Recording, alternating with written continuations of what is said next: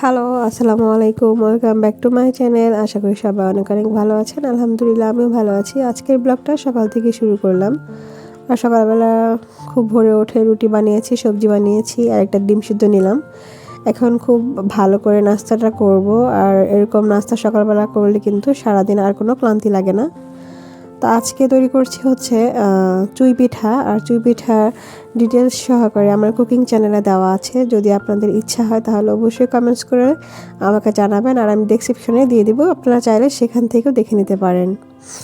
আর আপনাদের এলাকায় এই পিঠাকে কী নামে ডাকে আর পিঠাটা কেমন হয়েছে সেটা জানাতে কিন্তু ভুলবেন না।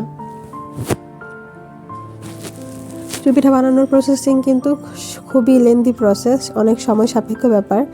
তো পিঠাটা হয়ে গিয়েছে, এখন সব ধরনের বক্সে তারপর হচ্ছে পাতিলে রেখে দিচ্ছি।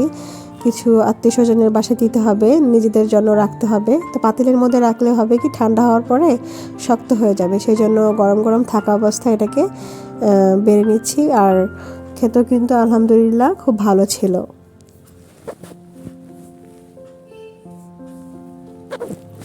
এর মধ্যে বলে রাখা ভালো, যারা ফার্স্ট টাইম আমার চ্যানেলটি দেখছেন প্লিজ আমার ভিডিও ভালো লাগলে অবশ্যই আমার চ্যানেলটি সাবস্ক্রাইব করে পাশে থাকা বেল আইকনটি ক্লিক করে রাখবেন, তাতে করে ভিডিও ছাড়া মাত্রই নোটিফিকেশন আপনারা পেয়ে যাবেন।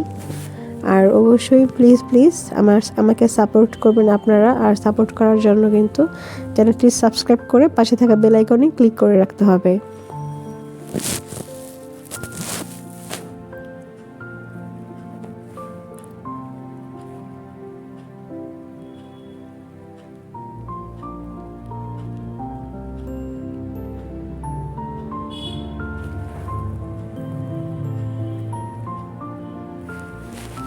এটাকে আমাদের অঞ্চলে অনেকে বলে চুই পিঠা, অনেকে সয় পিঠা বলে, আবার অনেকে বলে সেমাই পিঠা।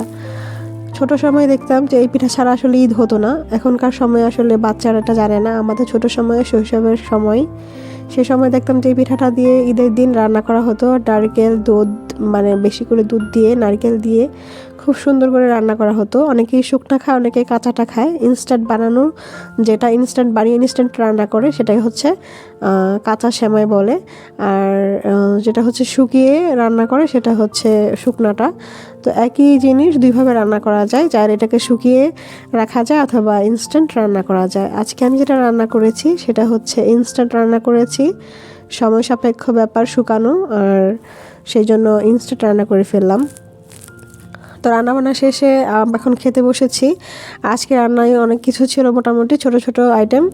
ডিম ছিল, শুটকি ছিল, আর হচ্ছে কালিজিরা ভর্তা, মাছের ঝোল। তো খাওয়া দাওয়া কমপ্লিট করেছি, আর খাওয়া দাওয়া কমপ্লিট করে চলে গেলাম হচ্ছে আজকে কিছু কেনাকাটা করবো ভাবলাম। তো রাস্তায় কিছু দেখছিলাম, কিছু মাটির জিনিস আমার কাছে বেশ ভালো লেগেছে, তো কিছু কেনাকাটা করেছি। আর এই জিনিসগুলো কিন্তু দেখতে সেই লাগে, আসলে যতটা সুন্দর দেখতে লাগে আসলে সাজানোর পরে কিন্তু আরও বেশি সুন্দর লাগে ঘরের মধ্যে থাকলে। আর মাটির জিনিস কিন্তু দেখতে বেশ ভালো লাগে আমার। তবে হ্যাঁ, সাবধানে ইউজ করতে হয়, ভেঙে যাওয়ার পসিবিলিটি থাকে অনেক বেশি।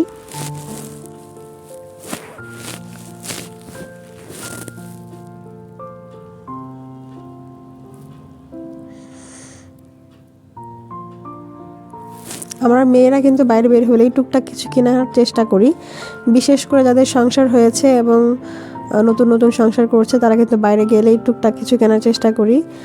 আর সেরকম আমিও তার ব্যতিক্রম না। তো ওইদিকে আরও কিছু কেনাকাটা করেছি। আর হচ্ছে একটা মেজারমেন্ট জগ কিনলাম, যেটা সবসময় রান্না করার জন্য প্রয়োজন হয়। আর একটা হচ্ছে কড়াই কিনেছি। তো এটা হচ্ছে মনে হয় ব্র্যান্ড হচ্ছে এসকেবি, মানে খুব ভালো একটা ব্র্যান্ড। আর কড়াইটা এত বেশি স্ট্রং লেভেলের যে কি বলবো, আমার কাছে খুব ভালো লেগেছে। আমি অনেকদিন ধরেই খুঁজছিলাম এরকম টাইপের কড়াই, আর চাচ্ছিলাম একটু বাজেটের মধ্যে ভালো একটা মানের কড়াই কিনবো।